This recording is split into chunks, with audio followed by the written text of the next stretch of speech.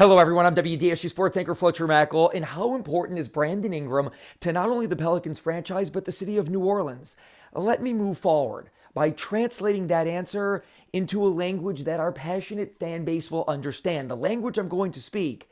Hut hut. We have a very well educated football fan base, so here goes. Brandon Ingram is Demario Davis and Alvin Kamara combined.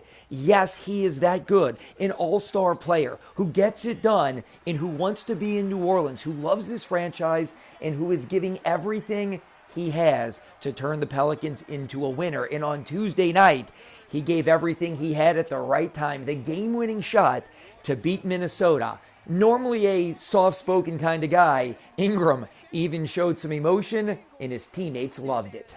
To me, that was bigger than the shot because Bial go for 50, 40, and straight face every time. But just to see him have fun and to really embrace that big moment for himself, I was happy for him. Sticking with our Saints Pelicans synergy themed sportscast, first year Pelicans head coach Willie Green has a new friend, a longtime Saints head coach Sean Payton, and here's what the two have been texting about. We're in a similar position this season where they had a ton of injuries, and I thought he did an amazing job. His staff with what they had, the guys that they had, and, they went out every game and they still competed.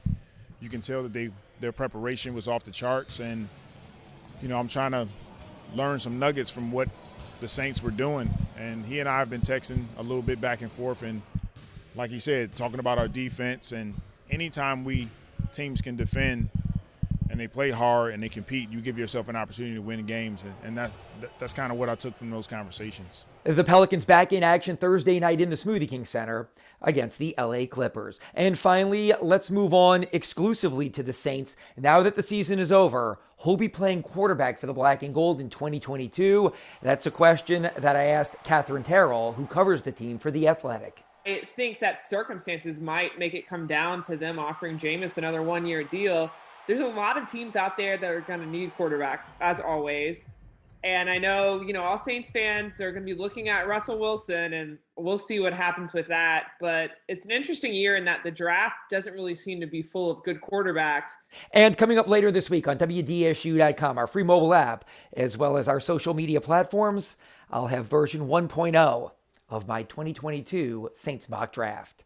And that's a look at sports reporting from my home. I'm Fletcher Mackel, WDSU News.